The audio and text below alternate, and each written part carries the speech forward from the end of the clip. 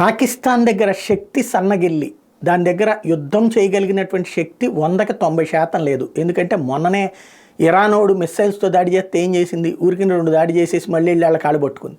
అట్లాగే తెహ్రీక్ తాలిబాన్ పాకిస్తాన్ దాడి చేస్తే ఏం చేసింది, ఏం చేయలేకపోయింది. ఆఫ్ఘనిస్తాన్లో తాలిబాన్లే కదా దాడి చేస్తుందా, తెహ్రీక్ తాలిబాన్ పాకిస్తాన్ పెడితే ఏమైనా చేయగలిగిందా, ఏమీ చేయలేకపోయింది. స్టేట్మెంట్లు మాత్రం పుంకాలు ఇస్తూ ఉంటుంది. భారతదేశం కనుక భారతదేశంలోని ప్రజలందరూ కాండ్రించి ఉమ్మేస్తే వరదలు వచ్చి కొట్టుకుపోయేటువంటి పరిస్థితి పాకిస్తాన్. కాకపోతే సొల్లి కబుర్లు చెప్పమంటే చాలా చెప్తుంటుంది. ఇప్పుడు పాకిస్తాన్కి తాలిబాన్ల హెచ్చరికలు కంటిన్యూగా నడుస్తున్నాయి. బంగ్లాదేశ్ విభజన 1971 ఎట్లా జరిగిందో పాకిస్తాన్ అట్లా విడదీస్తామంటూ తాలిబాన్లు చేస్తున్న ప్రకటన పాకిస్తాన్లో ఆందోళన రేకెత్తిస్తుంది.